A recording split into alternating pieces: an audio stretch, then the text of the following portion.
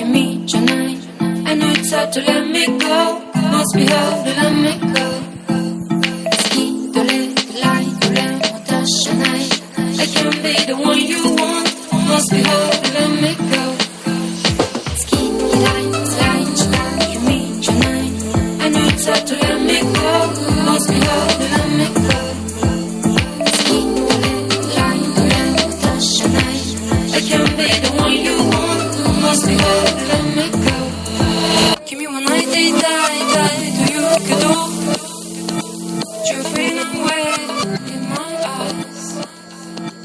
That is one night, die, do you could do?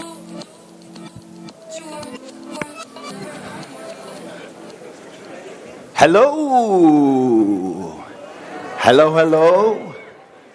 Molweni, Mora, Nda. And for the corporate people, I hope this reaches you well. Ladies and gentlemen, please welcome to the 6th annual SCAPE Trade Show Awards. No, we're going to have to do that again. I know it's early in the morning and I look like I'm wearing pajamas, but I need you guys to be with me here like CBD points are on the line. I know why you guys are here. You're not tricking me. So let's use that enthusiasm. Throwing away some points here. I need you to bring the gears, and we're going to have an amazing show tonight, this afternoon. Sorry, you know when I'm usually performing. This morning. Okay, here we go again. Pretend that didn't happen and it was a commercial break. And we're coming back. Mzansi for sure. Okay, now. Ladies and gentlemen, your host, Lasso Lakola. Oh! Thank you so much. You shouldn't have. Thank you so much. And again, welcome to the 6th annual SCAPE Trade Show. I know I made an award show for some reason earlier. This is going to be an incredible morning this morning. And I'm just so happy you guys are here. There are so many great industry professionals, architects, designers, students, suppliers, and we're all here to have a good time. But why are we here? SCAPE, we all know of SCAPE, unless you were just here to gate crash for CBD points. SCAPE magazine and SCAPE, the brand, has been doing some great things. And I think this year, been knocking it out the park a little bit. Whoa! Oh. Guys, I'm not going to send you that QR code for CBD points unless you're with me here. There we go.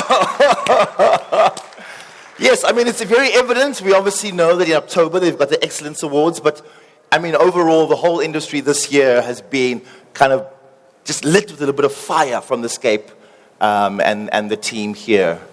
So guys, today, I want to say we're going to have a really great time, but it's not just me. I know it feels like I'm just hugging and hogging the space here. It is going to be shared by our wonderful, wonderful panel and everybody here, but most importantly, Chanel and a wonderful team from SCAPE. So let's give them one more round of applause for putting this all together. And thank you guys for coming through. I mean, everyone is here. I think if you look to your left, your right, we have some big wigs, we have some architects, we have some young students, we have the best, suppliers here. And so thank you guys. I know it's a Friday, and you could have been anywhere in the world, but you're here with us. So just give yourselves a round of applause for coming through. Thank you so much. And please, Chanel. Thanks, Laz. And if you're wondering why we picked the theme for intention this year, consider this. What makes the world of design dynamic and unique? Where can nuance be experienced? And what separates great design from good design? Is it balance, juxtaposition, contrast, tension? So today, my team at SCAPE, together with these incredible icons of industry I have sitting beside me, we invite you to look with intention at the complexity and depth inherent in South African design and to examine these elements with us. Great.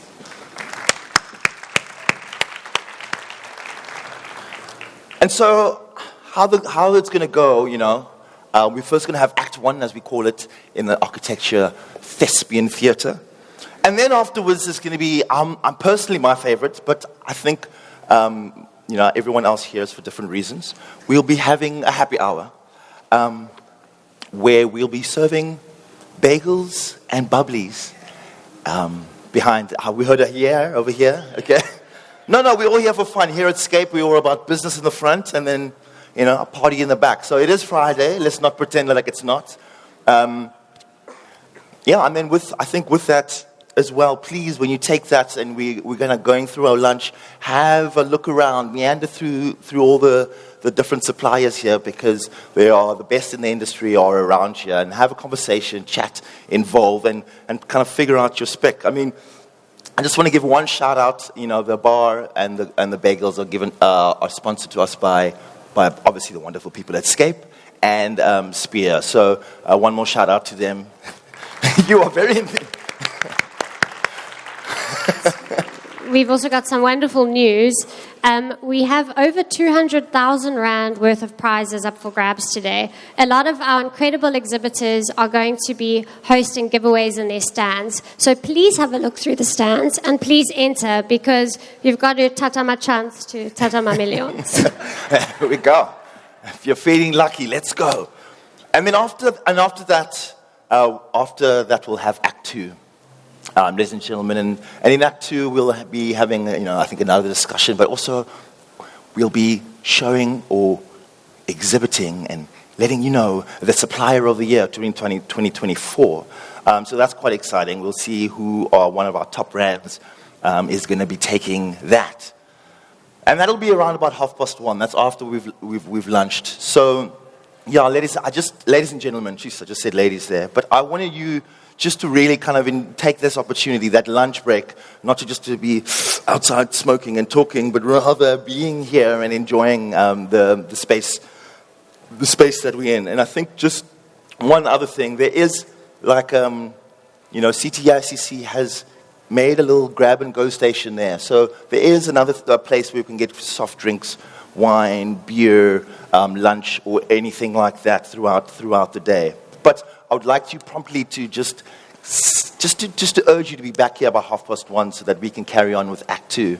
I mean, also what happens in Act 2, we'll have another panel show and have a good time. So I think for me, it's just to pay attention to the announcements, because things will be communicated to you throughout the day while we are having fun, and hopefully it's a nice smooth sailing. And our very last bit of housekeeping, I promise. After the end of each act, a QR code will appear on the screens behind us. You'll need to open your camera app on your phone and just hold it up to the screen. And then it will highlight it and you'll be linked out. And then you can fill out all your information online, and you can give us a digital signature for your SACAP and SACLAP points. This is all information asked for by the associations, not for us. So it won't be shared with any third party. It goes straight to the associations. And I just think the very last thing before I start, and I promise we're getting there, is I would really like to give a huge heartfelt thank you to the team at Safel Steel, who have headlined this show with us for 3 years in a row. I think that we need brands like this who support the community and support connectivity, and not just our generation of architects, but also the next generation. And it's because of these collaborations that we're actually able to grow our show and to have days like this. So a huge thank you to Sunny Temba and his team from Safel. And with that, ladies and gentlemen, I would like you to sit back, relax, and enjoy Act 1. Here comes the introduction.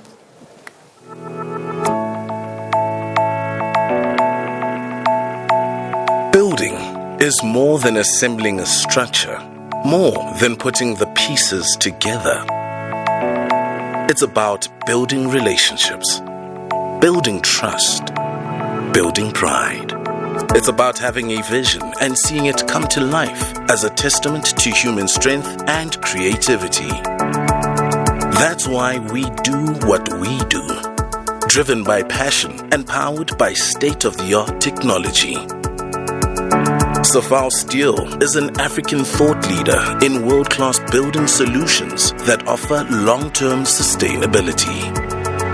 We are the only producer of aluminium zinc-coated products in South Africa, and each product in our range is made with pride and care. Our pre-painted color-coated steel sheets are lightweight, fire-resistant, weatherproof, eco-friendly, and energy-reflective. They are easy to install and highly durable, not to mention beautiful to look at. We also manufacture pre-painted coils, international quality, produced locally. At Safal Steel, quality assurance is a key priority. We demand extensive quality checks during manufacture, which is why we have confidence in our product warranty. Beyond our product offering, our services also include training, technical support during the building process, and expert knowledge resources. That's because we love being part of the journey, every step of the way. Safal Steel, building Africa together and building it with pride.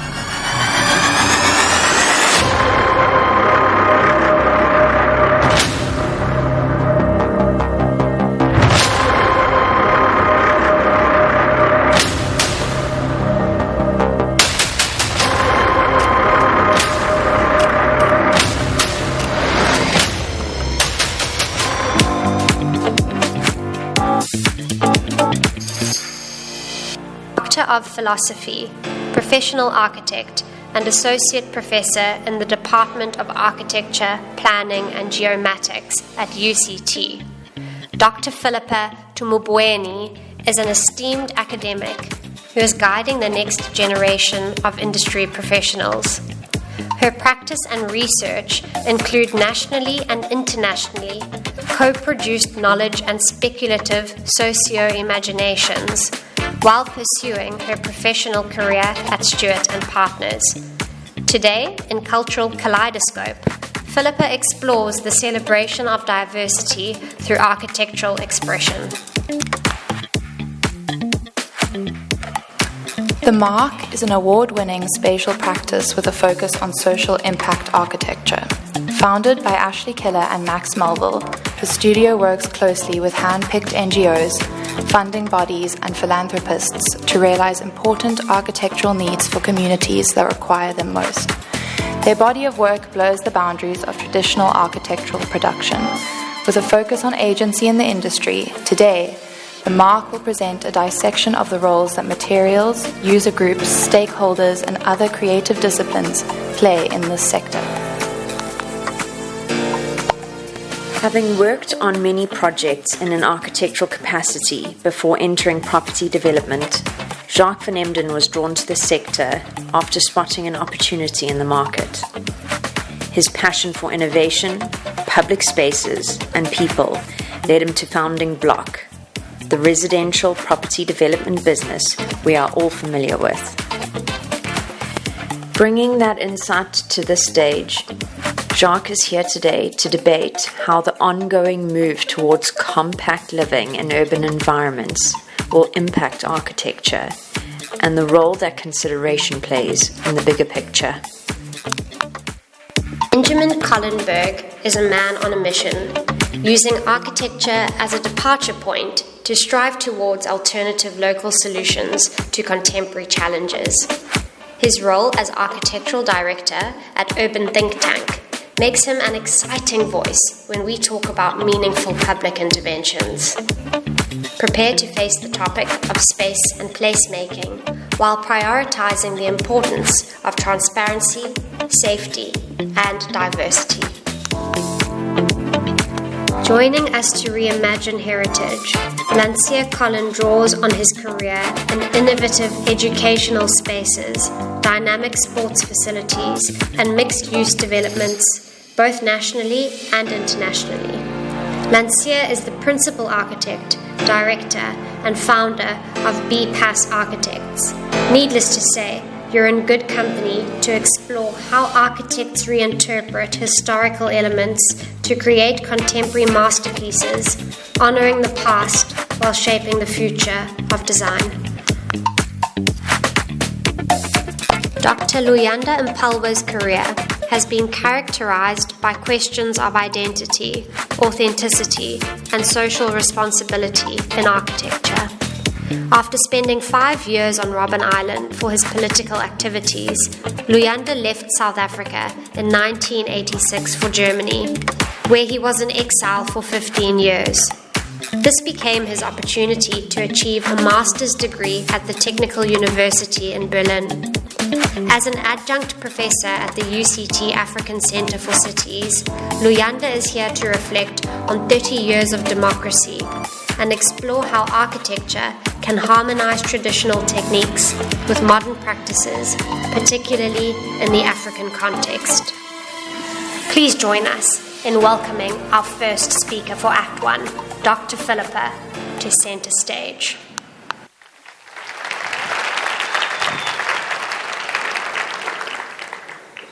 Good morning, everybody. My name is Philippa, and I have the unfortunate pleasure of starting off Act 1. I'll be hoping to speak to you about a cultural kaleidoscope, and I'm going to start with a confession, like a good Catholic. I'm a little bit afraid, because culture is something that is important to all of us. So if I do offend you at any point, do forgive me. So I'm going to read through the beginning part of my presentation, mainly because I didn't get to learn all the lines properly for this particular act that's called improvisation in theatre. So for me, culture successfully commemorates or reflects meanings derived from a place, and its origins are the basis from which we think about the rituals, experiences, and practices of that place. When any design practice, and most of us are designers or in the design profession, is rooted in culture, it commits its outcome to an intelligence that is born from thinking that over time has considered these inherent particularities of a place and the people that inhabit it. And standing in front of the Cullinan, I thought I would try and explain what I'm talking about culture and talk about Bok Friday. That's the Springbok Friday.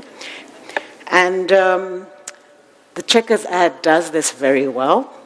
I think it's the best ad when it comes to Bok Friday. It speaks about wearing green and gold. I think everyone in this room missed the memo. It's about braai, it's about coming together, it's about food, it's about drink, it's about celebration. And it's about celebrating something in South Africa that has over time become a representation of unity and togetherness.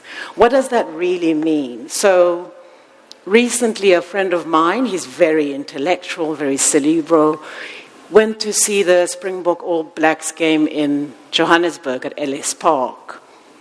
And after he watched that match, he called me up immediately and he said, Philippa, for the first time, I think I understand your obsession.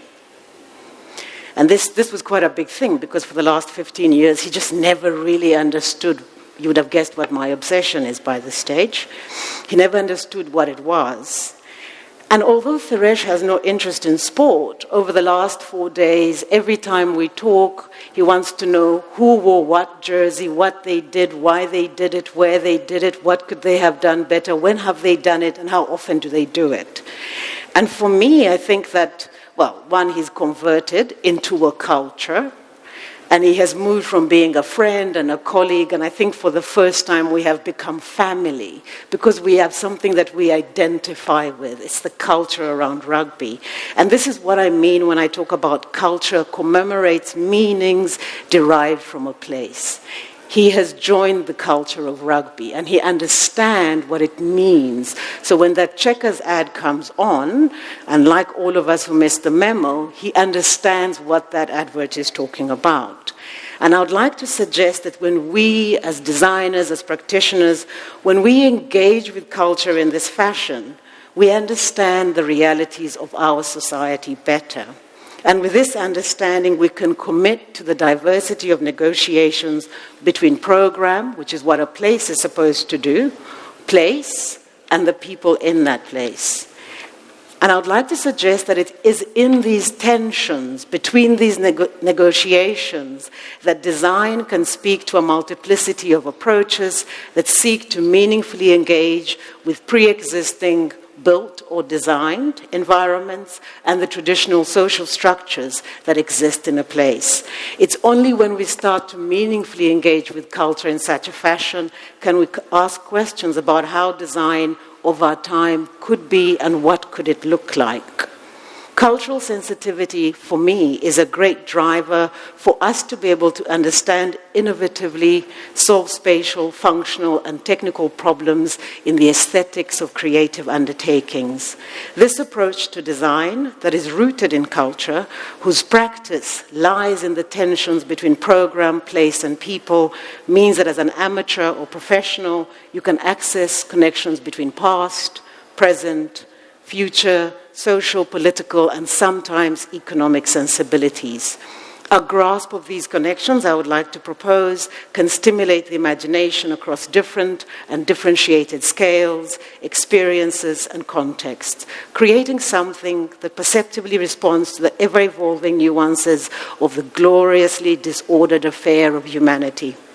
In culture, we have the potential for design to reflect the characteristics of our society back to itself. Broadly speaking, how does culture allow for design to develop a dynamic dialogue with the realities of a society? I'm going to try and explore this idea using 3 projects. And this part of the theatre, I did actually learn the lines. So the 3 projects I'm going to present to you are the Art of Mobility. That's a project that I led at the Africa Center for City, the Imperial Kiln Museum by Pritzker Prize winner Xu Pei, and the Gando Primary School by another Pritzker Prize winner, Francis Kere. With these 3 projects, for the Art of Mobility, I'm going to look at something that is prevalent within all design professions or education, which is the design studio. If you've been through any creative process or education, you'd have gone through a design studio. In the museum, I'm going to be looking at materials, materiality, making and fabrication. And in the Gando Primary School, I'm going to be looking at how you can reimagine or speculate about where you are and what it is that you do with where you are. So I'll start with the Art of Mobility. The Art of Mobility was a project that started through how does one start to think creatively through a design studio to be able to address certain questions. And the question in this design studio was mobility, the future of mobility in an African city. It was a very speculative process.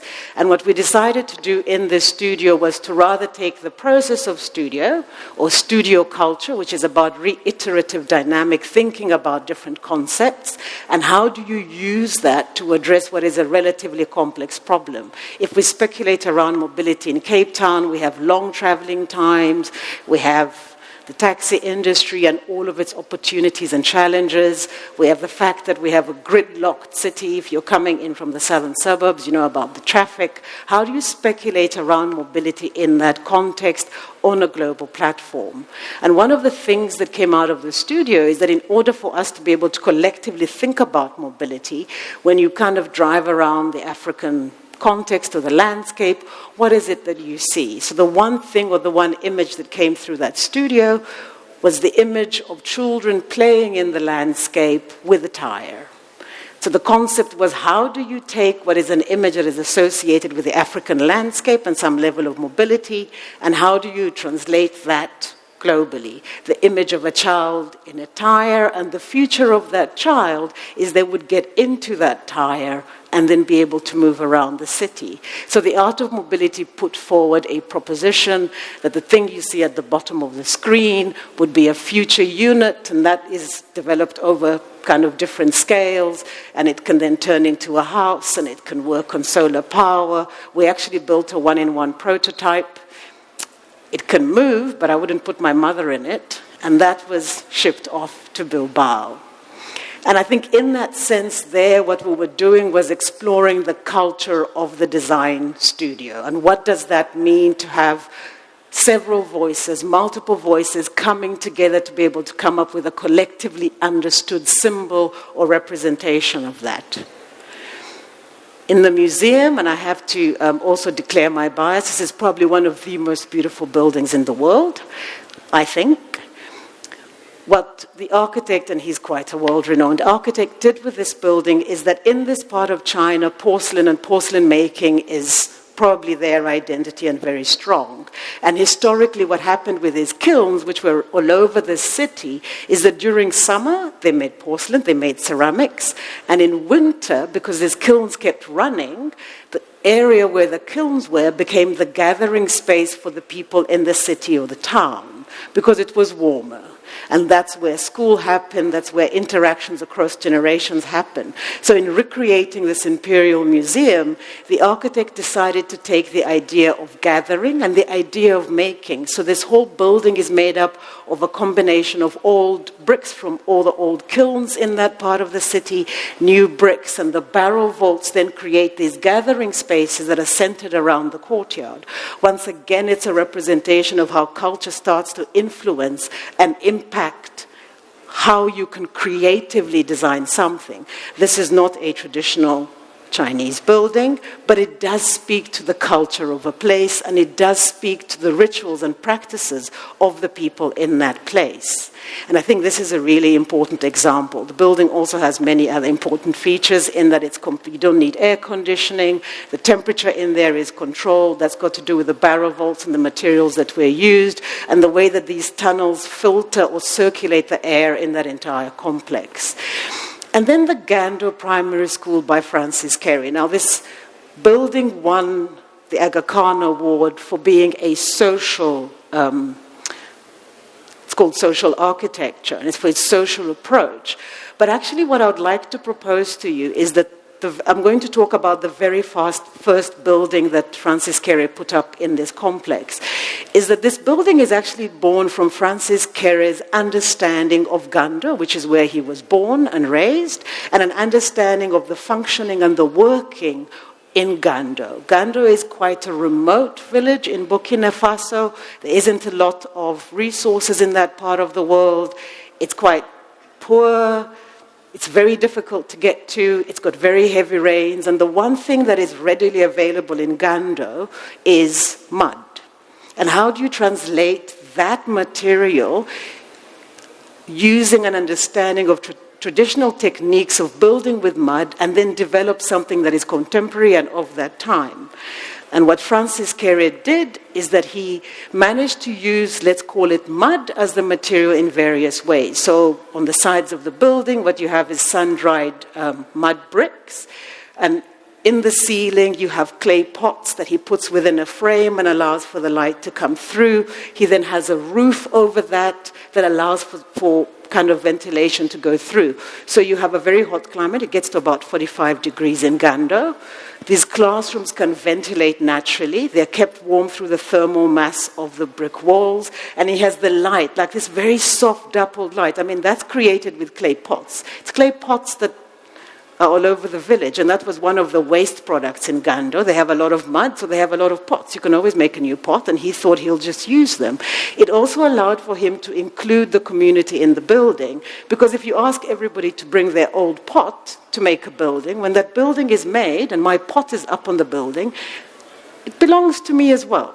So you create a sense of community and collectiveness. But I like to think, based on what I have read, that actually Francis Carey could not have had this approach if he didn't have a deep understanding of the culture in Gando. So with those three projects, I'm hoping that I've started to kind of introduce this notion of culture as being a little bit more than how we identify it in terms of identity or what I look like or what you look like, but culture in terms of the experience. So whether it's around the Springboks, whether it's around mobility, whether it's around materials and fabrication, whether it's around how we build our environments traditionally or in contemporary terms. And I would like to say that if we can harness the power of culture in an innovative way, we can start to produce excellent designs that at its core have the ability to adapt, to change across time and in time. We can have a considered approach that allows for our designs to not only move across time, that do not valorize, do not debase, do not exclude, that are designs that can then start to innovate. And these designs should have a focus on being clear in their identity as a revelation of the values and codes in the characteristics of a society and the place in which that society exists. Good design, or rather, like we were told before, excellent design, does not refute the possibility of anything or anyone. That is not the same of mind and thinking. It opens itself up to the dynamism that has evolved from lessons in the past, concerns in the present, and speculations of a future. The flexibility with which we approach design, and in my case, architectural design, is important if architecture is going to remain a going concern. And flexibility, especially for architecture, is important.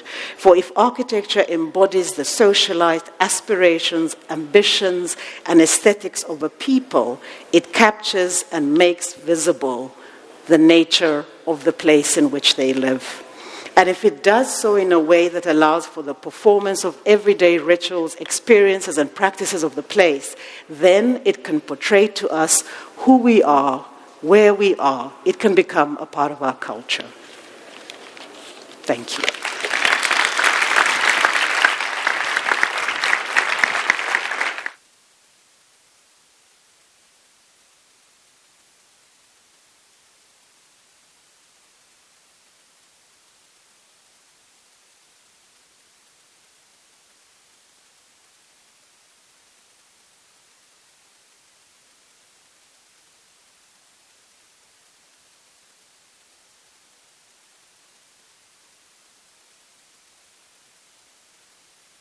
Yeah, are we on?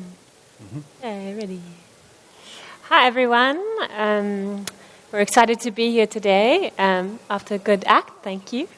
We are The Mark. I'm Ashley Killer, and this is Max Melville.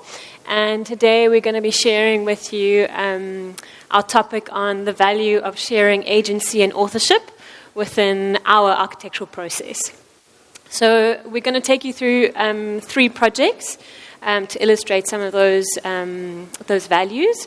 First of all, we have Follies in the Veld, a design build program that we run. The second, we have a recently completed creche next to Rebecca Steele. And third, we have, looking back at COVID times, a project called We See Change that we'll end off with. So first, Follies in the Veld. It is a design-make program where about 15 to 20 people come together over a very short period of time, like 2 weekends.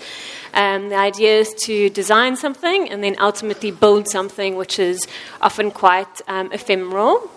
The program, as we start, has kind of only 2 things known, and that's the site and the material. For all the rest, it's up for grabs in terms of this group decision. The program has 2 main focuses, one being materials, and often we're working with alternative materials or waste materials, so the idea is really to understand the material and get to know it, and kind of get a sense of its material intuition. The second focus that we have is collaborative pedagogy. So it's us really trying to set aside our egos and unlearn a lot of what architectural processes kind of have settled us on, but rather to find the collective genius that's only possible with this group of people together. We'll flick through and fly through some examples that we've gone through the years, but we're going to focus mainly on our 2019 Follies in the Veld. which is this one that you see on the screen now. And the location, so the site, was unknown, and that's Langa. It was a public space that was kind of unactivated next to the old pass office on Washington Street, the kind of main kind of civic street in Langa. And the chosen material was Tetra Pak. So that's milk boxes and juice boxes. And it was a collaboration between artist Amy Rush and kind of local arts group Our Workshop.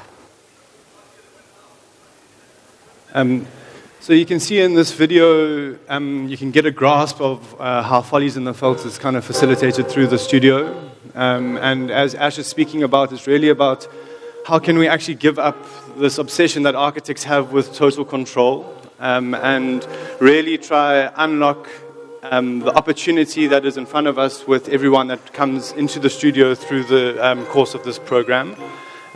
So in this particular course, or Follies in the Veld, we had highlighted Tetra Pak, and went through this, the typical work stages from ideation to design development to then actually fabrication of architectural components to try realize something that then is rooted in the unique intuition or opportunity of both the people that had come together, but also the material that we had chosen.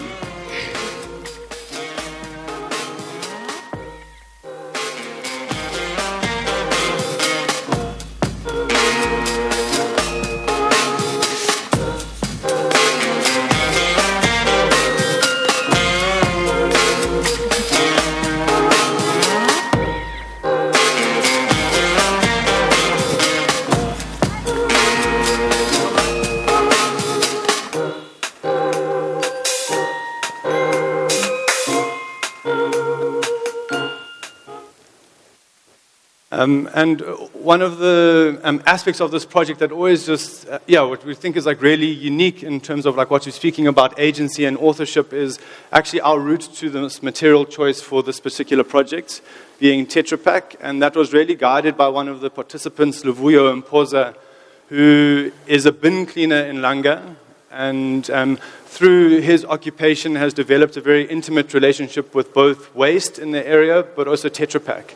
And it was through, the opportunity in front of us to actually listen and welcome his unique knowledge systems and his unique understanding of this specific material that we were able to actually really open up some doors or avenues to how can this actually be expressed in a unique spatial way? And when we look at the outcomes of this project, none of that would have been possible without his key interventions throughout. And it gives us a lot of joy to imagine these quite remarkable structures only being possible within the context of Langa, working with people in that environment as well. And I think we have a lot to learn as an industry with this regard, and building on also projects that Philippa is speaking about, is how do we leverage or latch onto important aspects of our culture, including materials and people, to create unique contemporary South African design. We will be doing another Follies in the Veld this year, which is actually happening next month. So if anyone is interested to join, you can either message us via links on our website or come chat to us afterwards. It would be great to have some people on board. The next project we're going to speak about is the new Rest Valley Creche. This is actually nominated for the SCAPE Awards in the Community Build of the Year category. And this was completed last year in New Rest Valley. To understand the context, that is just outside of Riebeek Kasteel in the Swartland. And when we first arrived on site, there was nothing there except for an urban fabric of roads. It was part of the government's new approach to RDP homes, where they provide the civic infrastructure but no actual homes. So what you see now in the context around the building is all self-build and self-made. And the building still to this day is the first piece and only piece of formal public infrastructure. And it was through that knowledge that we really were very careful and intentional around I guess, the spatial or architectural dynamics around the build. In this case, how can the building define generous boundaries between what in the front will one day become an open public park? Or how can it form the backdrop to, as almost if it's like a town square? Or can it create nooks where people can skinner and gossip and maybe have their first kiss? Or even security or surveillance in the neighborhood. The circular windows that you see there are the apertures in the caretaker's flat, which is on the first floor, and those windows or eyes are able to both watch over the creche, but also the immediate neighborhood. So as we started the project, as Max said, there wasn't a community around us, but kind of by the time we got to construction, people had moved onto their plots of land and had built, and suddenly there was just loads of kids around us, which was such a joy because it really provided the opportunity for us to find that collective genius that we found and experienced in Follies in the Veld. And we were able to design with the children some of the aspects of the creche. So we invited them to a play day where we'd marked out in the street in front of the building the kind of play space that was going to be within the building. And we asked them to teach us a whole lot of games. We were then able to translate those games and wishes and wants and desires into kind of architectural drawings, as you can see in the kind of the middle section. That is the floor plan of the wet pour rubber that is in the playground surface. I think importantly, we really see this being one of our key roles as architects, specifically engaged in what we call social impact architecture, to really just listen. And how do we actually communicate or translate specific needs and nuances that we actually don't know of or aren't aware of, but how do we actually find or create a platform to realize that in built form, especially considering that these buildings will be around for many generations to come. We realized we aren't the experts in play anymore, unfortunately. So we moved from a project where we're asking kind of community to build or to design certain elements with us to a project where we kind of give total authorship to the public. So this is a project called We See Change, set kind of during COVID, 2020. It's a collaboration with artist David Britz and Thinking Design Studio. And it's set in Woodstock. So think back to COVID, everyone is segregated from each other and not physically kind of in same spaces, but ultimately we're still very much engaging and being public. But we kind of came together with an understanding of, or the question of, is the internet actually the new public space? And we designed this billboard that got erected in Woodstock on a kind of a fourth story above an existing building. And the billboard was an LED addressable screen that anyone could send a text message to, I think of 140 characters. It allowed, and then it was broadcast to basically the whole of Woodstock. Yeah, so these are just some clips of the billboard live, and as Ash said, messages received were broadcast immediately, and I think really interesting for us was well, how does this open up alternative means of urbanism or even architectural thinking, where especially in the time when people are physically separated, does text of internet forums, or in this case on this billboard, is this actually the bricks and mortar that maybe divides or brings us together? Yeah.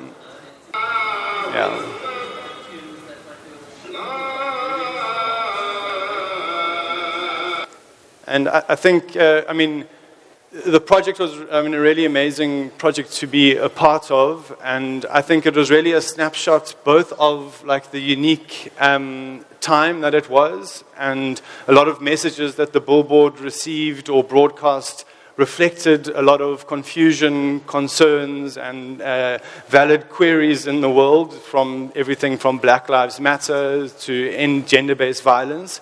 but also a lot of very joyful and very positive and unexpected messages. Like you can see on the top left, there was a lady in the community who decided to start sharing recipes. And this, in that particular case, this is for pancakes. And I think we had around 4 marriage proposals also being broadcast.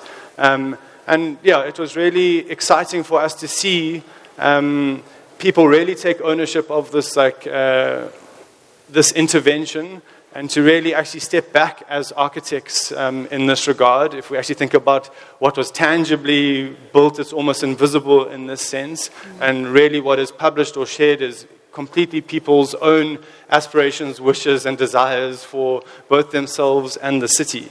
And I think our last slide really sums up, I guess, what we see as being this opportunity is if, as architects or in the industry, we share authorship and give up agency to almost co-curate buildings, designs, and like our urban fabric. And this is Wahaj, you'll see now, who lives in a home that was next door to where the billboard was when it was installed.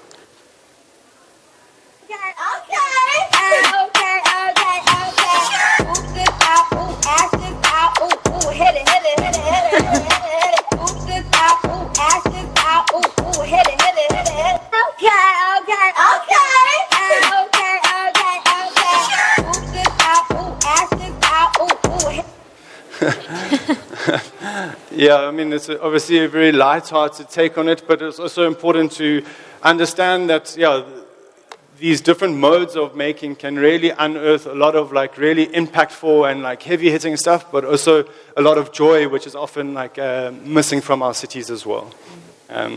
Thank you. Thank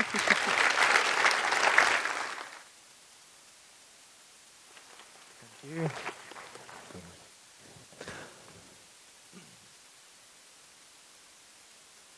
Ready? Good. I've got to use this. There we go. Cool.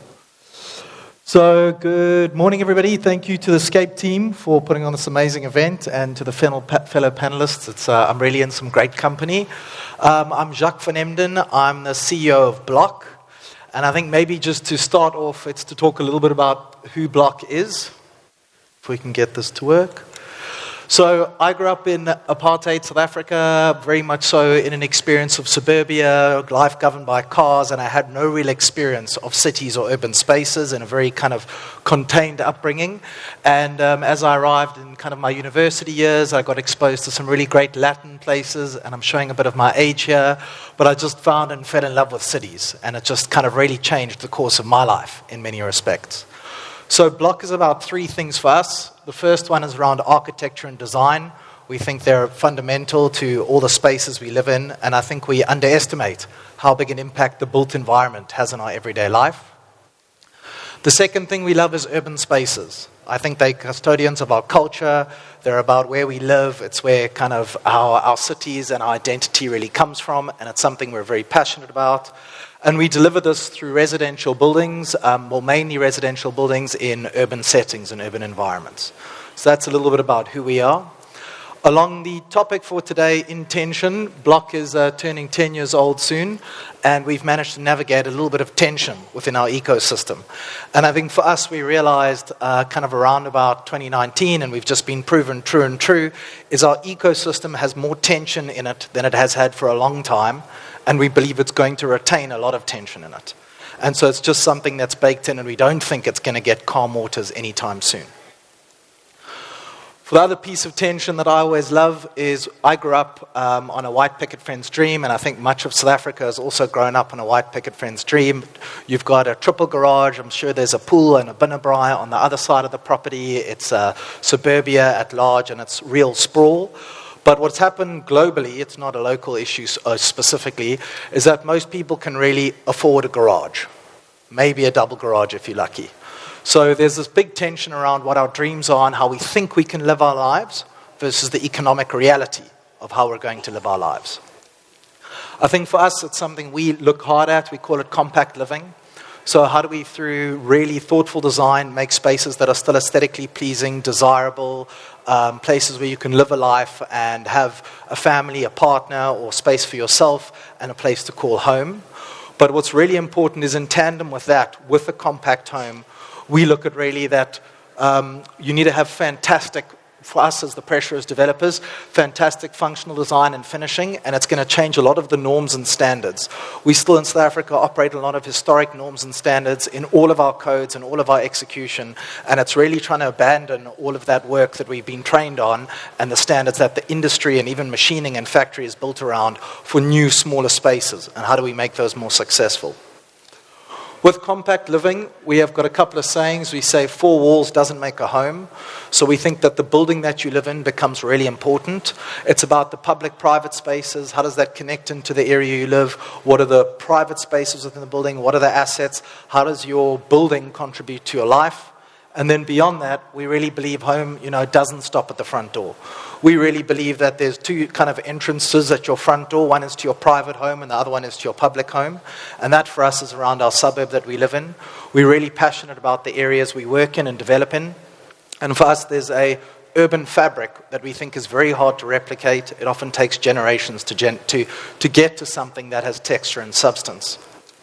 For us, up on the wall here, within great urban spaces, I've put on here the Barcelona super blocks. We travel all over the world. We can see in media, we can see in our intellectual discourse, in our studying, amazing places that are urbanly wonderful. What I don't think we understand is how long it's taken to generate this level of quality. You're speaking about areas that have been negotiated through generations and generations and generations of time. And I think whilst we do live in one of the most beautiful cities in the world, we have to acknowledge 2 material tension points. One, we're still learning how to live together. We've had many separations in our culture, separations that are economic, separations that are spatial planning separations, but we're trying to figure out how to live in a city together. And it's very different, and most of us are quite new at it. And then the pressure on this room specifically is that we're still learning how to create urban spaces in a South African context.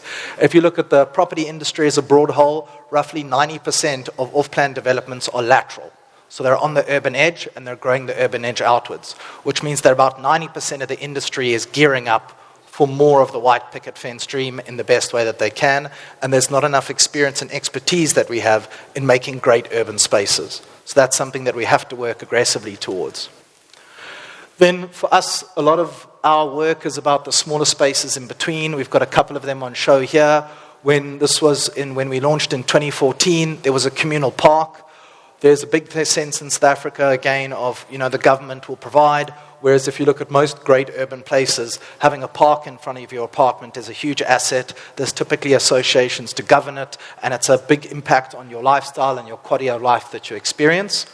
We brought in the local community, we did a bit of programming work, and we spent a very small amount of capex, and we gave the park over to the community to run.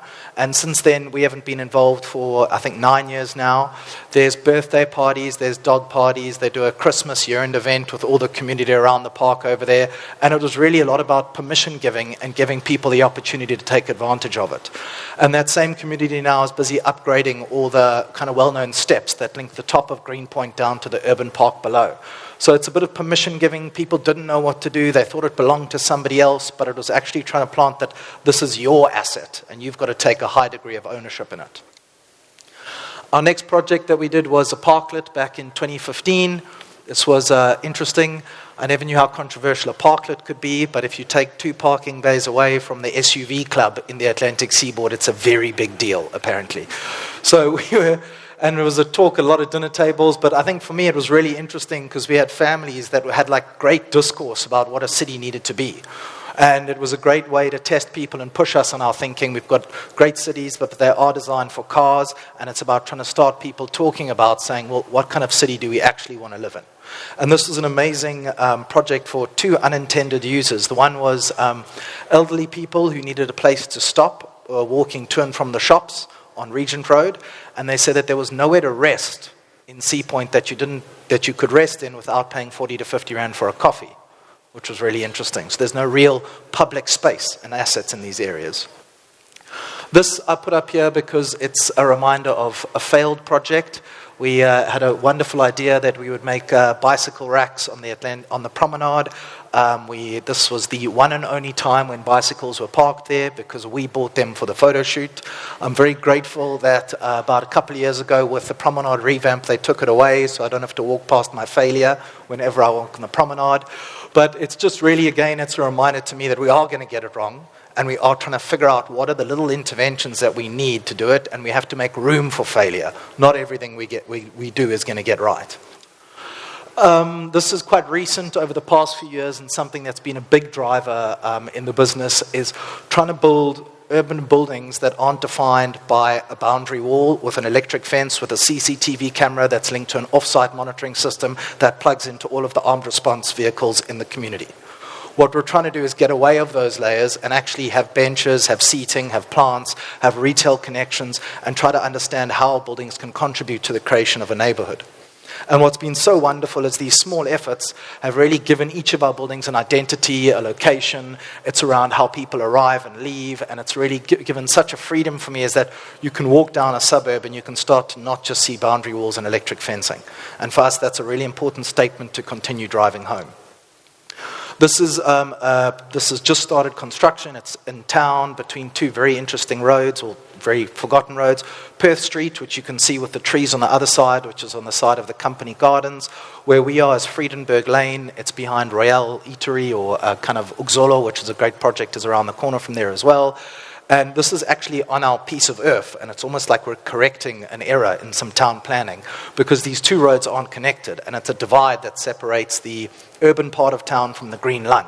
And we think it's really important to try stitch spaces together, and we see that as part of our responsibility, how we're going to connect these places. So it's something that we're really excited about, and it's very cool. We've also embarked on recently just some art projects. This is a pedestrian crossing in Sea Point, and it's a great, again, to challenge our commuters, our taxi drivers, our residents, and everybody to look at how we live in a city. It doesn't all have to be a tarred pavement, a tarred road. There actually is space for bright, for beauty, for interesting, for interaction. And we hope to continue to make our cities greener and brighter through the work that we do. My marketing team would not let me speak today if I didn't put this in, so there they are over there. Tomorrow we do our annual block spring clean in the Atlantic Seaboard, where a lot of the team that works in the area, lives in the area, and are kind of mostly apartment dwellers. We all come with our families and invite everybody to kind of take ownership in our space. A lot of the work that we've done with our owners, with our residents, is around actually taking ownership. We can't wait for people to make the cities that we want. We have to make the city that we want.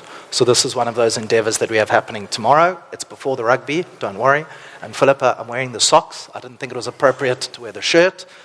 But, and I think maybe just to end off, we really love where we live, and for us it's about appreciating it, it's about investing in our urban spaces, thinking about them, changing them, and collaborating them. We're in Block, we're extremely proud of Cape Town, and for us a lot of what we try and do is to make it a more interesting and more exciting and more vibrant place to live in. So thank you everybody, and that's me.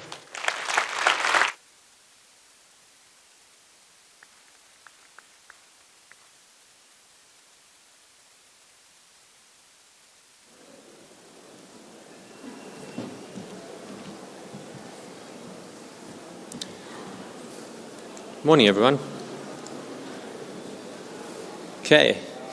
My name is Ben Collenberg. I want to chat a little bit about small interventions for big impact, and please excuse my notes, otherwise I can talk on this for hours. In fact, to try and keep me concise. But just to start off, this is a photo I wish I took last year in the Cape Town Marathon, running just a few hundred meters from here. And I want to start off with this because running is one of the few things I'm as passionate about as I am in design. And it's truly taught me that tiny adjustments, intentional movements, and decisive actions make all the difference.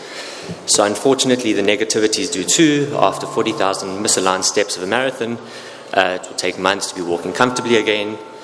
But take it from a currently injured runner, marginal adjustments really make all the positive impact. And I think through the rehabilitation and recovery process, we actually afforded an invaluable opportunity to come back stronger and more resilient than before. I think this isn't a surprise to anyone, but unfortunately our urban landscapes are currently injured.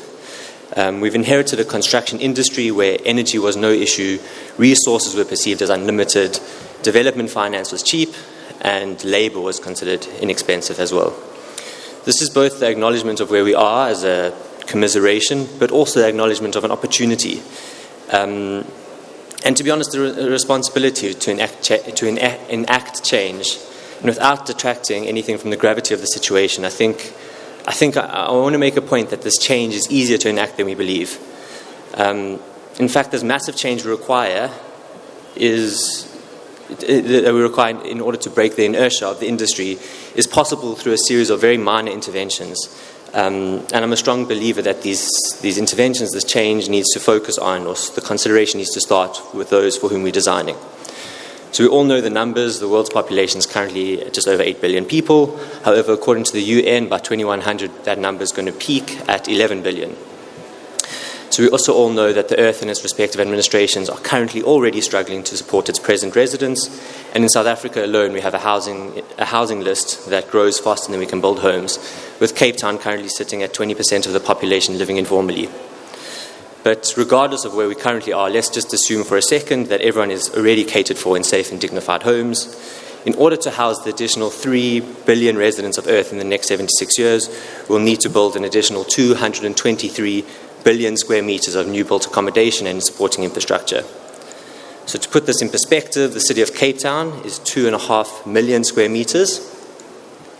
We would need to build the area of 91,000 times the city of Cape Town in the next 76 years, or to build the area equivalent of 100 Cape Towns every single month for the next 76 years. So this is a terrifying thought, but also an incredible opportunity for significant and very necessary change.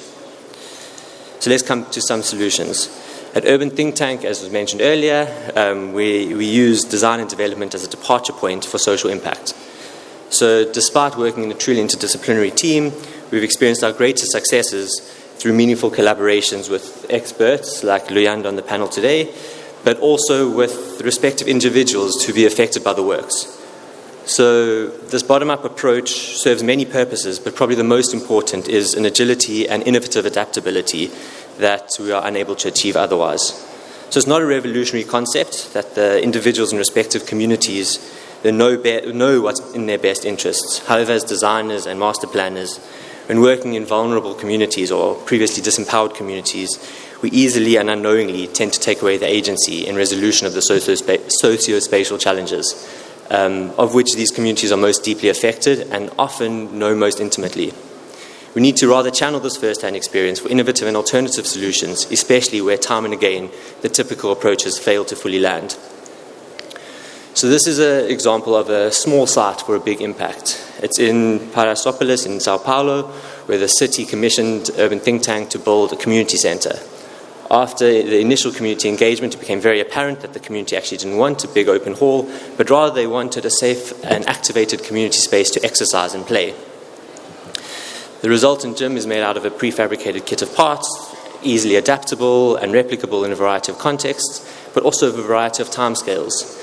And the entire center was designed for assembly, but also designed for disassembly, to be altered, adapted, and materials and the site reused elsewhere or otherwise. So I think these are truly public spaces that really optimize on the available site area and maximize the site space for social impact. And I think a lot of these learnings we transfer cross-continental, across the global south, and I think we've learned a lot from these projects back home in South Africa. So these projects are typically located on small, vacant, open sites, often vacant due to complex or dangerous conditions from flood-prone sites and mafia-run areas, or often just complex geotechnical limitations. In South Africa, probably the most common yet complex underutilized site condition is as a result of being informally occupied. However, despite being formally landlocked and without glorifying what are often unsafe and undignified living conditions, these sites are often home to tightly knit, vibrant, supportive, yet vulnerable communities who have self-built their own homes after waiting decades for provision of a basic human right. This is an example, an important example, actually, of informal agility surpassing sluggish formal provisions. So I want to start off with a project that began our engagement in South Africa. It's called The Growing Home, and it was a thought experiment to test if we'd be able to improve the lives of those living informally through advanced reblocking exercise where double-story units were built around a single-story shack. By building around the unit would mean that the resident wasn't displaced during the process, and by building double-story it meant we could double the size of the unit or alternatively build twice the number of units per site area. It's a very simple concept with the potential for massive impact. However, before even a single home could be built, we need an individual with whom to partner with and for whom to build. For obvious reasons, this required immense trust in the process and trust in ourselves. And I think this is a fundamental step in our entire journey. This is Pumezo Tsibanso, this is his family, this is his original unit where he lived, and I think the story is as much his story as it is ours. I don't think any of the development we've managed to achieve so far wouldn't have been possible without him. This is the evolution of his house. This is the growing house. We built from a single story to a double story. We then celebrated the double story with him selflessly, I guess, donating or facilitating community engagements in the ground floor while living in the first floor, and eventually his final home, but I'll get to that in a second. From one home, we then scaled the project up to 4 homes, and the introduction of the row house typology for an increasingly effective and durable solution by freeing up additional site area, simply by removing the space between units, and also by introducing the methodology of a self-built community. So these homes were consciously built out of low-cost, readily available and robust materials in order to upskill the local labourers with readily available and affordable construction techniques, which will be around long after the project is completed. So after 4 relatively satisfied families moved in, we moved just down the road to our first full community development. So this is the BT Soweto settlement in Sati Khayelitsha, where with a scale of 72 homes, we were able to free up significant site area to build 4 commercial facilities for ongoing community income generation, public open space for community activation, an internal road for service provision, and a community facility for social support and operational management of the development. The design process began with the acknowledgement of over 30 years of community ties formed, social networks established, and significant relationships between residents. I think this is quite an important image, just showing that collaborative design process that we began to engage in. And the construction process followed a similar pattern, phasing the development to avoid any displacement and really minimize the disruption for the community for the entire duration of the project. So these series of maps show how community members were planned to be moved from their existing units into their future units and develop the STP, which resulted in a change quite significantly from this, but it was, again, an iterative process to get to where we are. So this is the final development. This photo was taken a few months ago, and despite looking uniform from the outside, the development is actually made up of 10 different unit sizes for the respective beneficiary families, workshopped and allocated based on individual living conditions and housing requirements. I think this extra layer of socio-spatial considerations ensure holistic development sustainability and activation for long after the project is completed. But now, building in the 21st century, we're more aware than ever before that the footprint and environmental impact of new buildings. However, green architecture is often reserved for big budget certified buildings and provides little for the beneficiaries, especially in small scale developments. However, minor adjustments like building orientations and even material selection, where the materials are produced, the distances they travel to site, and their respective lifespans, can dramatically reduce the footprint of a new build. However, our challenge today is to take this footprint back into the negative, giving back more than we're receiving. So ironically, townships are actually the perfect context to roll out solar systems, as a significant open air space horizontally spread through relatively low density, as well as it being the most difficult area in any city to provide formal services.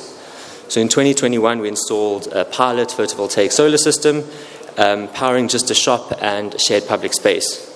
In turn, this resulted in appreciation, I guess, ultimately the protection of the solar system by the greater community benefiting from the now safe public open spaces. So we then decided or took the conscious decision to expand the systems to empower the individual households and the community centre. But even with the reduced rooftop floor areas, we were able to generate twice the amount of energy required or able to be used on site.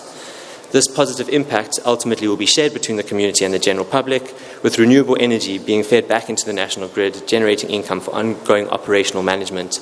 I think it's all simple, readily available technology, just very consciously used and considerately installed to provide this net positive effect of a new build.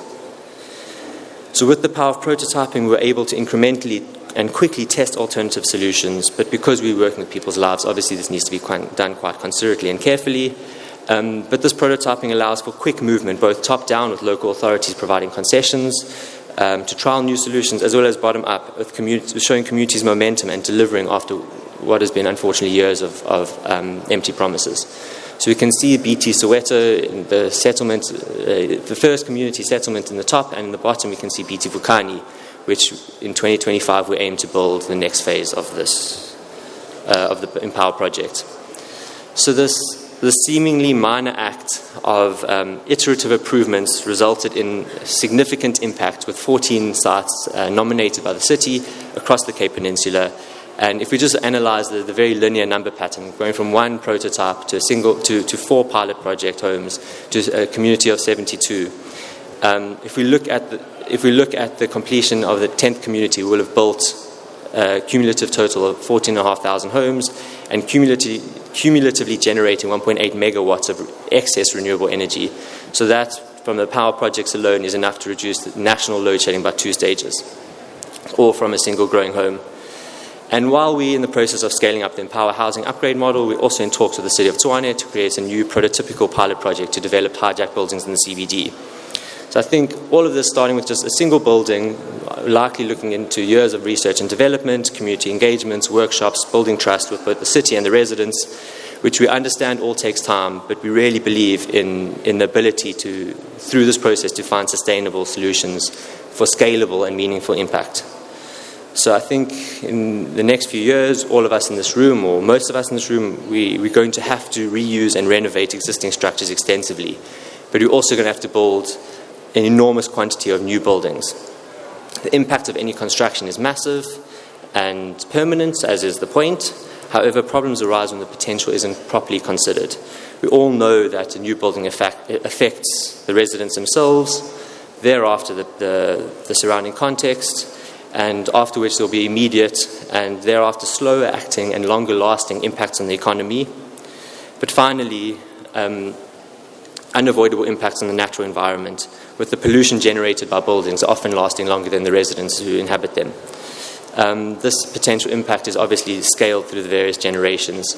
And I think the potential necessity of building 91,000 times the land area of Cape Town in the next 76 years comes with an immense opportunity and responsibility.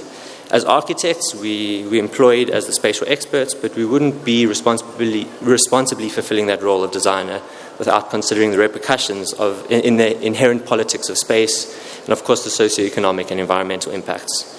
And yet, at the end of the day, we're building for individuals, families, and communities. And it feels like such the basic solution for our many pressing urban challenges are often found with the smaller, softer, more meaningful, sustainable solutions in careful consideration and multi-level collaboration, and ultimately just for care at a human level. Thank you.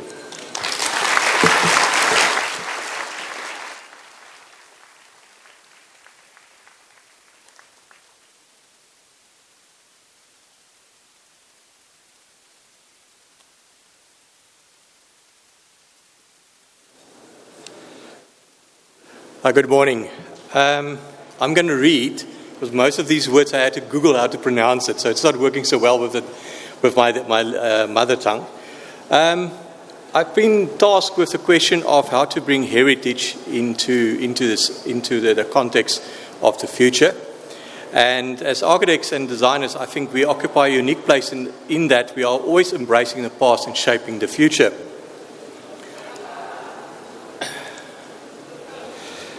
Our very craft requires us to tap into our rich heritage and our built environment, and that's where we take lead from. And yet our role as people who imagine things to being means we are always asking the future what happened in the past. So, sorry, I'm moving away from the mic.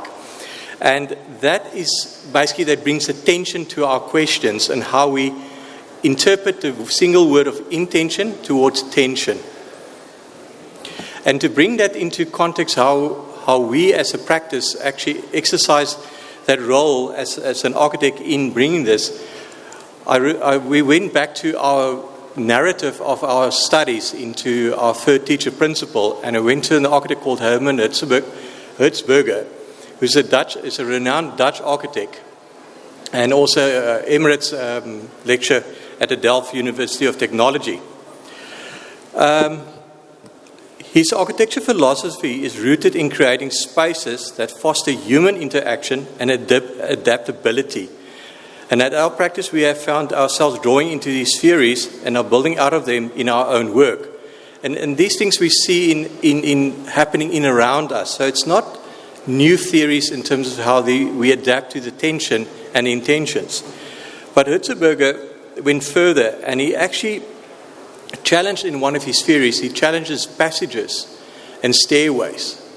Now, passages are, let's call it a linear movement from point A to point B, and the staircase is a vertical riser from point A to point B.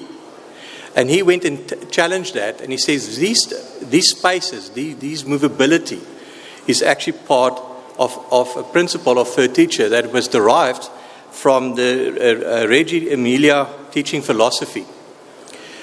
And in that, he actually then designed the Montessori school, the Delft Montessori school, that made him apply these theories. And in that, he challenged the purpose of a passage, and in that, he challenged the purpose of a staircase solely as a singular element in the design. And he actually tackled that narrative to say that the passage can become, as the movability, should also be able to be paused, so it became static. And the staircase, that's a 10 for movability of vertical scale, should be also a pause space by where you lurker and actually have engagement in a social environment. So tackling these three ideas, we're going to roughly go through the principle of classroom as a third teacher. We're going to talk about Hertzberger's theory around staircase and passages, and then our roles as architects adapting these elements into our contemporary or future, let's call it the future application. And not saying that we know everything. I think that's what's beautiful about our profession, is that we're still seeking solutions. We don't have the answers yet. Oh, so I have to change page. Remember that one. Someone left his page here. To start with, we're going to talk about the third teacher that was actually originated for Loris Malaguzzi, who actually used the Reggio Emilia approach where the student-centered education philosophy. One of the principles he believed in was that the teaching environment is the third teacher. And it's a strong principle that even where we now sit is the third teacher. With the first and the second being the adults and the children respectively independently. So it's actually basically peer-to-peer and into your mentors teaching you. Malaguzzi essentially advocated for designing an education environment with purpose and intent because he believed a child's creativity and natural desire to explore the world is what leads them on a path of discovery and learning. This is not only restricted to children, but as so much to adults. Well, let's start it from students to adults, and even when you get older, you actually then start becoming a teacher or the mentor.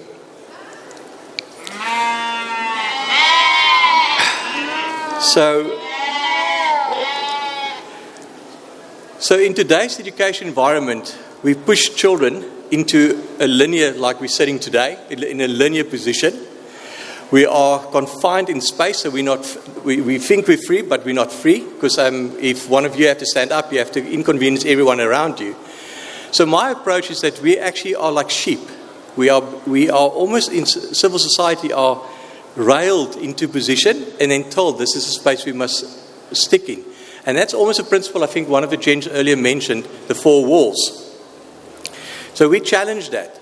So through the third teacher, we actually ask ourselves, what did Herman did to actually change the narrative of a staircase and a passage? And his approach was that a staircase should not be tucked away, it should not be concealed, and it should actually not be as narrow, because that's what we tend to do, especially fire escapes. And he went and said the staircase should actually be celebrated. The staircase should be a place where we can sit, where we can engage. I think we talked earlier about having discussions. So one of the panel speakers used the word where we can actually engage with each other, where we can talk about love, where we can talk about politics. Anything that is there, we can use a staircase for that. It must be a temporary pause space. The other thing he then also did, he said the passage should not actually be the passage alone. The passage can be wider, it can be kinked out, can actually be in a juxtaposition.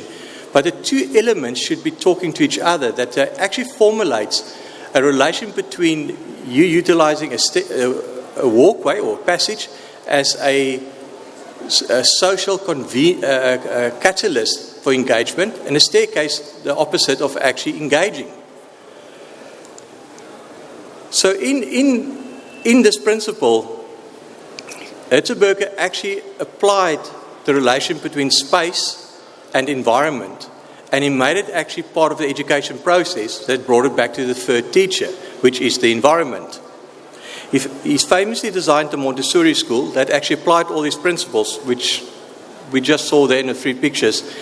That is, if you look at the seating on the left side, it is left, yeah, where they actually sit on the stairs, widen the stairs, and actually engage. And we see this commonly happening these days in our public spaces. He gives room, and all these things encourage people to linger, transforming the staircase into a gathering space. Also, our staircases and our passages become social environments, and it also becomes a catalyst for our relation with each other. So although we just move past each other, we now can pause and actually engage. So our role as architects is to actually start concentrating on how we can actually bring people together, and how we can actually encourage that we actually have a relation with our environment.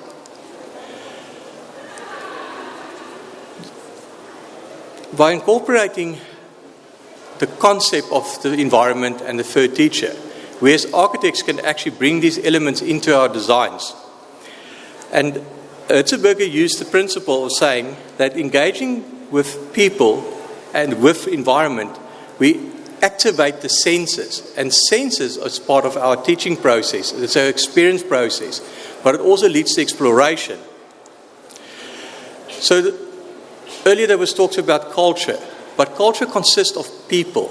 So if we apply the relation of what we do as architects, as designing and spatial arrangement and programming and all the things that goes along with it, we also have to consider that it's all about people. So applying the principle of people first, we will realize that just designing a staircase that is meant for A to B can actually be much more. Same with the passage and same with the room. Taking you back to when we were all in school, I was fortunate to be in a school that had a double story and had very wide staircases. But when it was raining, we had to sit, everyone clocked into this school space and sit on a staircase. But the irritation came when someone wanted to walk up and down, and they will give you the frustration look, they will give you the evil eye, and they will almost show you that they're frustrated, irritated with you sitting in a staircase because they can't get past you. Hertzberger went and he said, okay, well, let's split the staircase. So instead of actually just having steps going up, he broadened the staircase and he almost juxtapositioned his principles so that you have a formal staircase and an informal staircase, or a formal gathering space or an informal gathering space.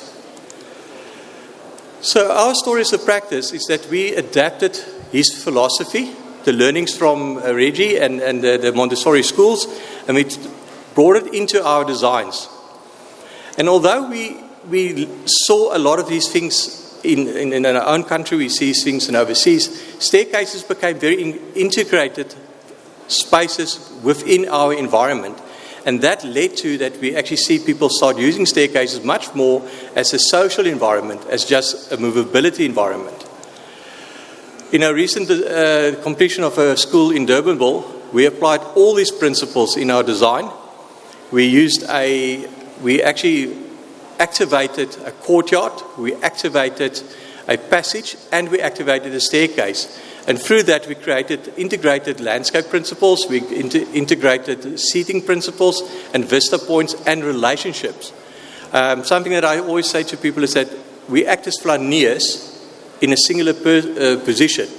But the moment we've got another person looking at us, we've got two opposites being flaneered to each other and almost activating the vista relationship. So in this school, we've got an atrium that's got almost an amphitheater seating, but it's actually a staircase that's got two movability factors in it. And then it's got a passage all around it, but not linear to the program.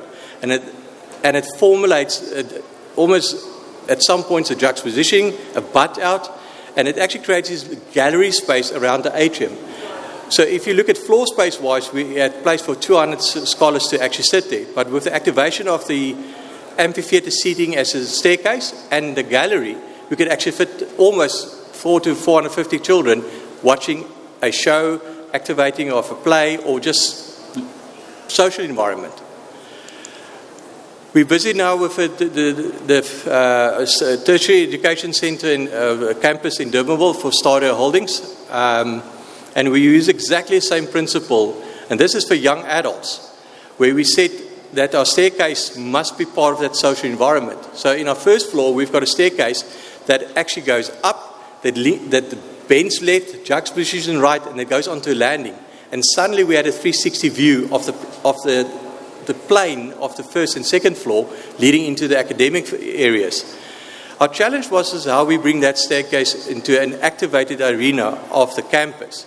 And we decided, instead of actually doing a corner condition by creating 4 walls or 2 solid panes, we actually cut out a plane and we actually pushed in the staircase that actually is an amphitheater seating that activates the cross relation between the landscape environment and the built environment. And I think earlier there was a discussion about private and semi-private and public. And this staircase becomes the catalyst between those relations. We all know the V&A waterfront silo precinct, where they actually done this many years ago, where they used the staircase as a gathering space in front of the Zeiss Marker. The Zeiss Marker design itself was actually led where they used the passages as gallery spaces, and those pause areas actually are not read as passages, but suddenly it's part of exhibition spaces. Our approach should be people first. Our approach should not be about monumental architecture, winning awards, and actually standing and actually celebrating things that actually it's not about people. Our relation is people. Our environment is dependent on people. Our relation with our environment through people leads to our architecture. The other day, someone in my office gave me this very short statement, but it is so strong if we're not focusing on people, that as architects we will forget that we are designing. So our duty is to actually focus on people first, then architecture. I want to close on the following challenge. We refer our arguments and our theories and our principles back to the modernists, the Renaissance times, and use those theories. We also use extracts from Frank Gehry and Le Corbusier. But we don't challenge the theories for the future. Our status quo must be challenged. We need to design our own theories. We're in a modernist environment. We're in a fast-paced environment. Technology is creeping in with us. The speed at what our world is changing must have an effect on how we approach architecture and theory with it. So our challenge and our duty is to actually start seeking and exploring new ideas to actually find ways how to make it more about people and not about the building. Thank you very much for your time. I appreciate this, and good luck.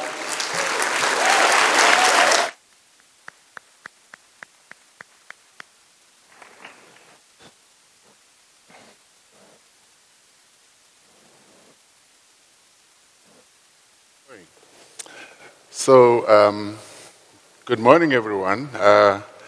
Sure, I'm the last one of this Act 1, and I know that I'm standing between you and bubbly and bagels. So let's first check that everybody is around and well, and you're all here.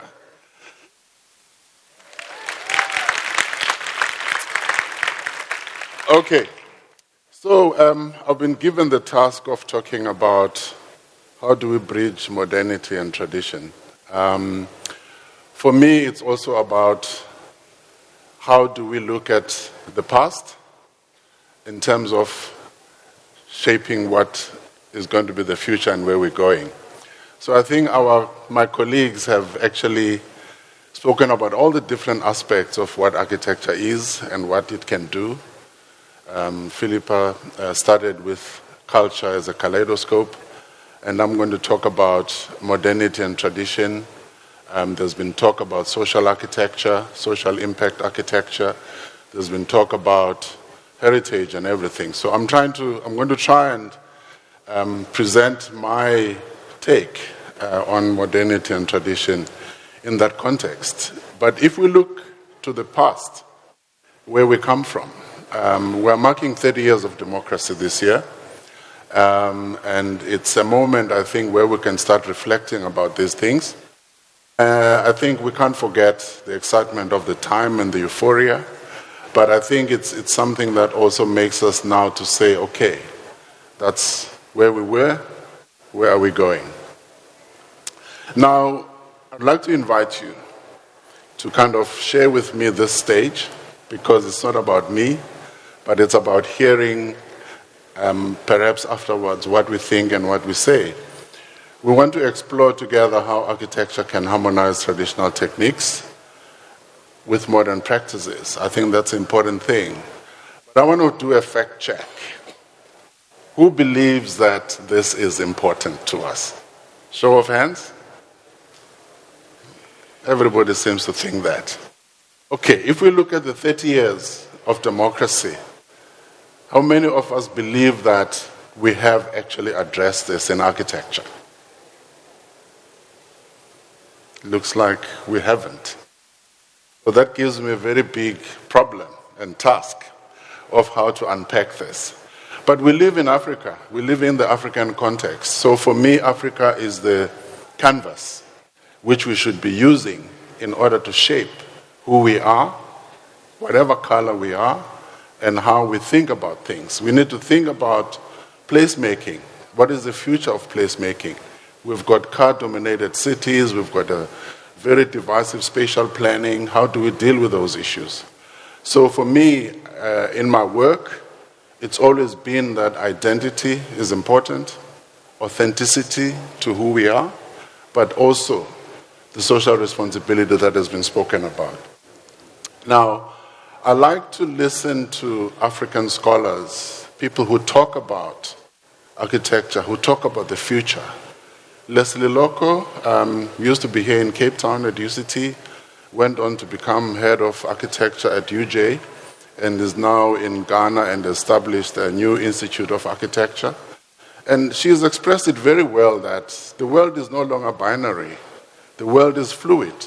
The issues of right and wrong, black and white, male and female even, are no longer applicable. So even architecture is actually being challenged to actually engage in this way in terms of how is the world today and how can we make architecture that is acceptable and maybe is accommodative to everyone, and the perspectives that we have.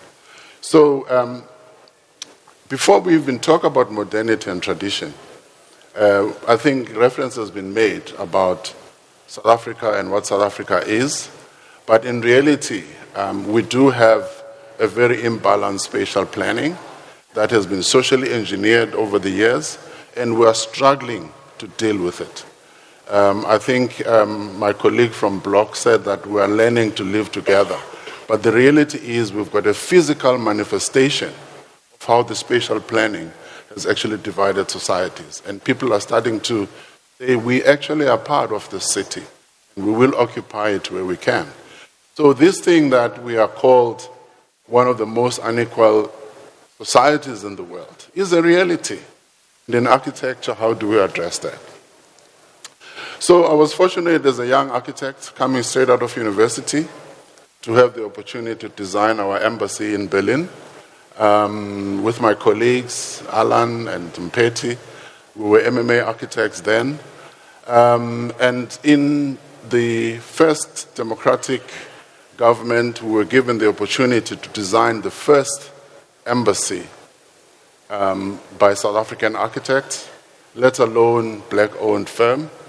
And this building gave us an opportunity to actually explore how can we relate to our traditions, to our culture, to our heritage in creating this building. We're not concerned about how the building is going to look like, in essence, but we were concerned about how it is made. So we basically decided to express the diversity of South Africa by choosing different types of materials. So we went to a quarry stone in Naboomspruit to choose the kind of yellow sandstone that we used here, and it was exported to Germany. We thought that using Zimbabwe granite that we could use in different textures, polished, it becomes black and shiny, honed, it becomes gray, and the same stone gives you kind of like a different interpretation of the same. But we also wanted to fuse art into the building. So we went to the archives at Wits and got some of the rock paintings, which actually have got meaning. They are all interpreted. So we found one that talks about transformation. And we basically, instead of, obviously, we're not rock painters, we sandblasted it into glass so that it gives you that sense of welcome when you arrive at the embassy.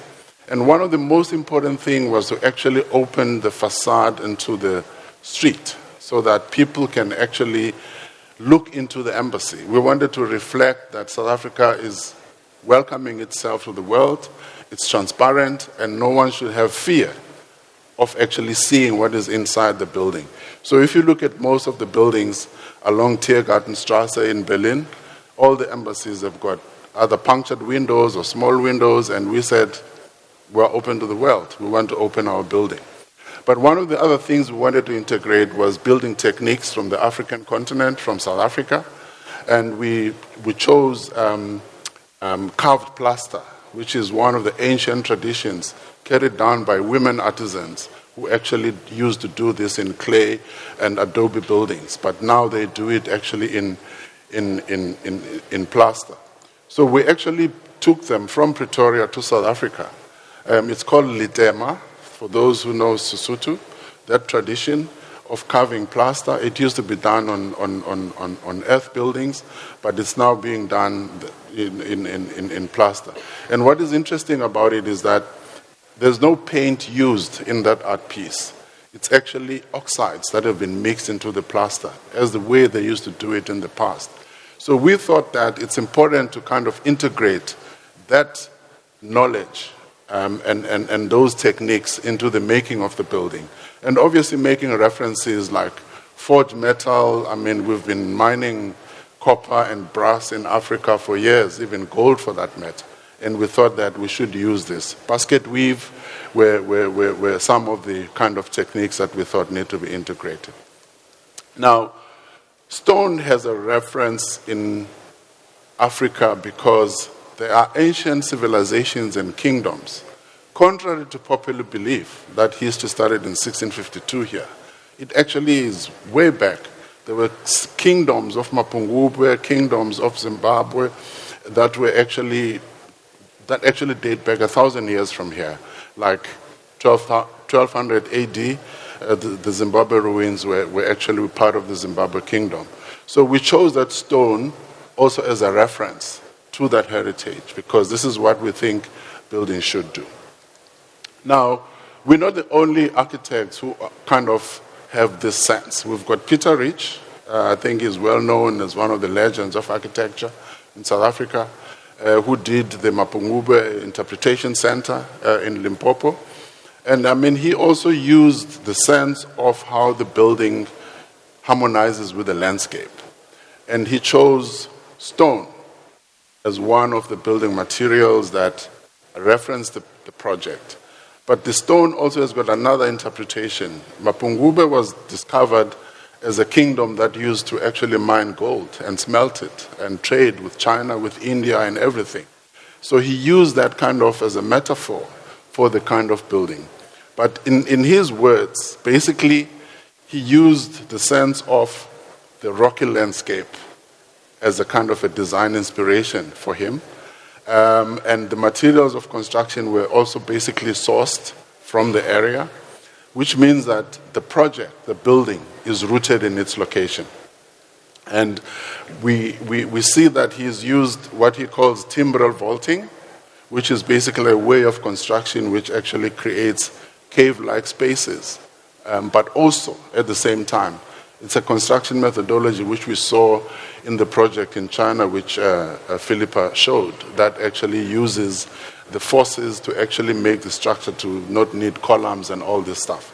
So, I mean, this is the kind of references which I believe the African continent offers us as a canvas to kind of make reference to as we do our architecture, our design, and all the different things that we think relate to design. Now, post-1994, there has been an effort of creating buildings that actually move away from the kind of conventional way of commemorating. Freedom Park in Pretoria commemorates the fallen heroes and heroines of the struggle, not only on those who were fighting for liberation, but also those who fell in the wars, those that were on the side of apartheid. Everybody is commemorated here. But the interesting thing for me is not the story of Freedom Park, but the fact that it harmonizes architecture and landscape and brings elements into architecture where you say a memory or a memorial park or a memorial building should not necessarily be this kind of edifies huge building standing tall and showing itself, but it actually is integrated into the landscape. So Freedom Park, I think, is one of those examples where we look at architecture, we look at landscape, but we also look at the forms that are chosen, the materials that have a relationship with the area where the place is actually located. But for me, the most important space in this project is Isivivane, which is the Garden of Remembrance, which was created from the earth, which was dug from the graves of those who fell or died outside of South Africa, was brought here as a way of cleansing and actually bringing the people back. And this Garden of Remembrance is actually commemorating that very aspect of, in fact, bringing spirituality into architecture. I don't know if when we teach architecture, we talk about these things. We share the fact that architecture is not just buildings. We've been talking about it being also part of spaces, being about people, but what about the spiritual side? So Isivivane basically is a kind of a memorial, kind of commemorative space, which is multi-denominational in terms of faith and religions. It's for everyone. And important events get commemorated there. But it was also about the rebirth of South Africa. I mean, we come from a divided past. We come from a very contentious past. But I think we still are able to find a way together and find a way to live together. And architecture, in my opinion, still has some way to play in bridging that gap. And at the moment, as we all saw, not all of us think that this has been achieved. But I'm going to take you now to the continent. I think I'm happy that Philippa started, actually, because brought these aspects of African architecture is not backward, it's not kind of inferior to anything. The Great Mosque of Djenné is in Mali, and it's one of the ancient buildings that are still standing today. The first mosque there was built in the 1200s, 1,000 years ago. But this mosque, particular one, was built in 1907. It sits on the river plains of the Bani River. It represents that aspect of what we call traditional architecture, but it's basically ancient building methods. Not mud, but clay. And earth buildings that, Hassan Fatih from Egypt, we know the pyramids of Egypt, all buildings that are from the continent. This one is still existing, and you can see that it's being maintained by the people. And it looks like, when I read about it, people from Mali who are living abroad come when it's time to restore the church and work on it, actually, to make sure that it is never lost. And I think these references are also just important, that how does African architecture actually feel and express itself. So we've got modern interpretations. Mariam Kamara, architect from Niger, did this Nikma community complex in Niger. And when I look at it, there are direct references to the Genève Mosque. And she also talks about how design can be a powerful tool for good, and how, in fact, vernacular architecture is about understanding our traditional techniques and rebooting it so that we can make new things. So these, for me, are part of the whole story of how can we take tradition, connect it to modernity in a way that does not look backwards, but actually looks forward. But what is most exciting is that you see a building like this, you know that it's hot there, you know that you can have large windows, you know that it's a kind of a climate that actually wants the building to be self-sustaining in terms of temperature control and everything. But you go inside it, and you see the kind of amazing spaces that have been created that actually relate to the religion and the faith for the people who use a mosque. So it's just, for me, just those aspects that looking at tradition and modernity, it's not actually a contradiction, but actually should be informing us about how can we shape spaces of the future and make them to be better for us. Philippa has raised this one. The important thing for me about it, again, is that in the case of African architecture, a lot of what comes forward or comes through is the fact that we make things. We make things with what we have. We don't import stuff. So the clay pots and the building that is made out of clay and mud and earth is what has been characterizing African architecture for many, many, many centuries. And I think one of the challenges I would put to our industry is, how do we find materials that play the same role without having to have to mechanize everything? So we've got a challenge, and I think we've got a lot to do in terms of researching and investigating and getting our industry on board. And I think as architects working with our projects, with our clients, we've got that responsibility. Now, this building, for me, remains one where I keep saying that tradition is not about looking about the past. Using techniques that are coming from our cultures and our societies, we can interpret them. So basket weave is not about doing baskets, but it's about how do you create screens. In this particular case, we used a combination of copper, some veneer, and stainless steel to create these screens that we're putting in front of bathrooms by being part of an atrium. The issue of having balustrades that are actually adorned by metal elements, and the combination of all these materials, the glass, and the very geometric forms. In fact, I can tell you a story that when we finished this building, because there was the public invited to come to its opening, the next day I was approached by the people who publish the Met's book on geometry. And they were seeking permission from us to use this as the cover page for this book of Met, which means that you do something, you create something, and in fact, these forms were done freehand. The ladies that I showed you just used string and their tools to actually create the forms. But someone who works with geometry found this so interesting that they would want to use it for the cover book, for the maths book. So we didn't only do this on a once-off South African Embassy prestige building. We were part of the building of the Salo 6 Radisson Red Hotel at the waterfront.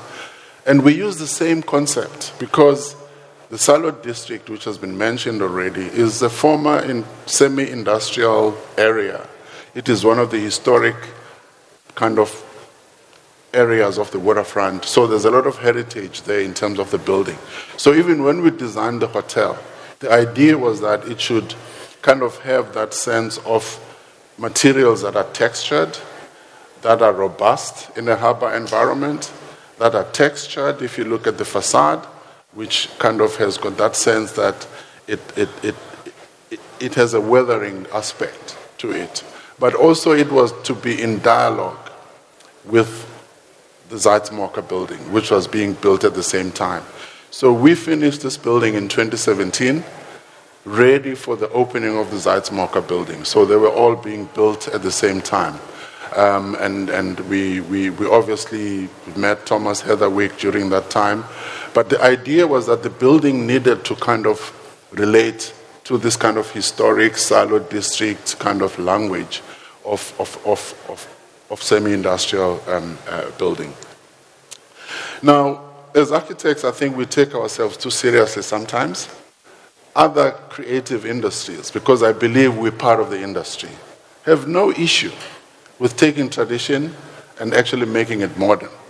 So, Latu Mangokolo, I think, is a known brand with his Maxhosa fashion brand, which has interpreted his own traditions and his own culture and made an international brand.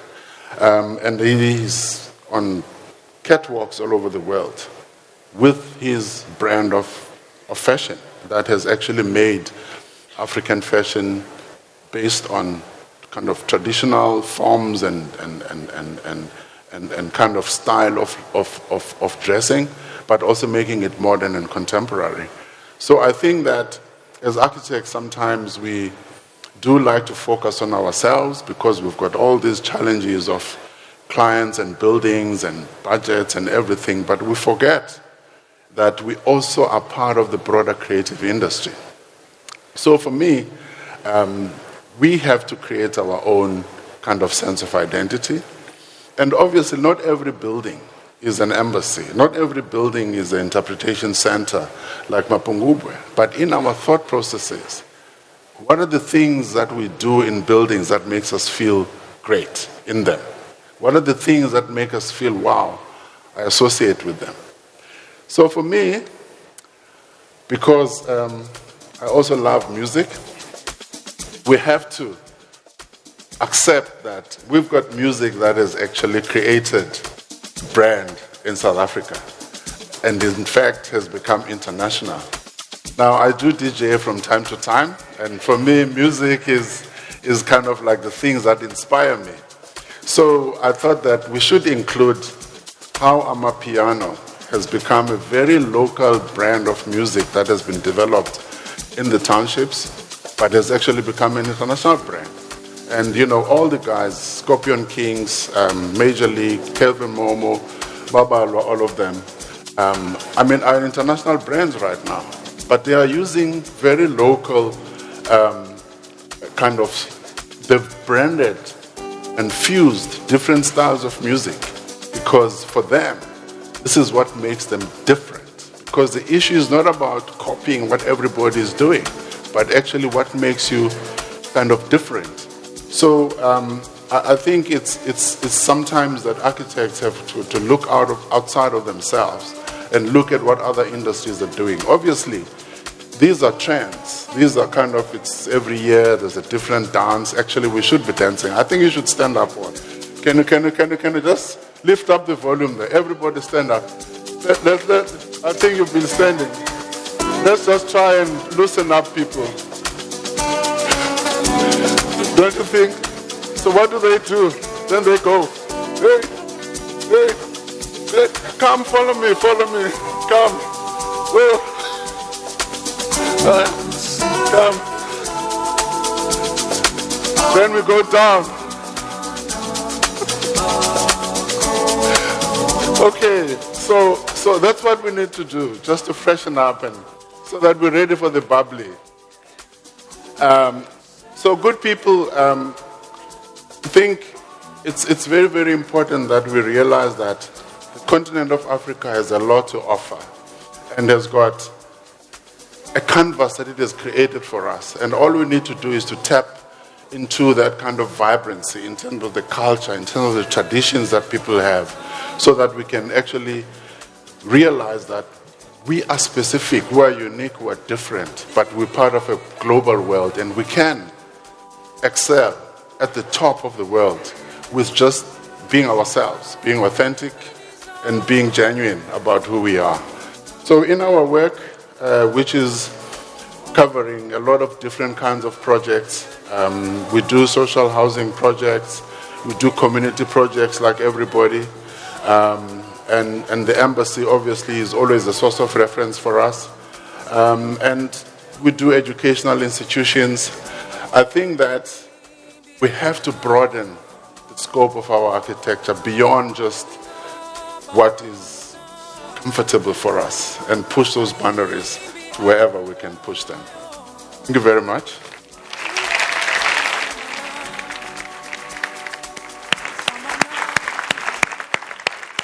Ladies and gentlemen, let's please give another round of applause for all our panelists here today. It took us on a bit of a thought journey. So guys, I mean, I don't know, you guys probably have, I'm not involved in the industry at all, and I have so many questions, and I can't even build a breakfast.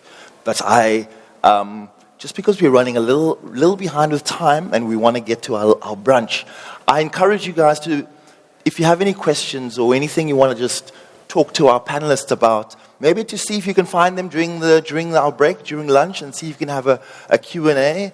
But with that said, happy hour is now open. And something maybe even more important, that please remember, our CBD codes are going to come up over here, and remember to scan. And if you are having, there we go. And if you want a physical copy, please look around for, there she is, Justine, and she will assist you to try and get a physical copy.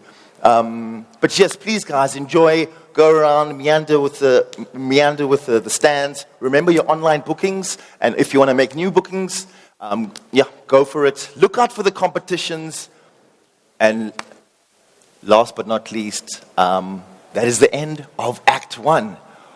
Over to you, DJ Kixie.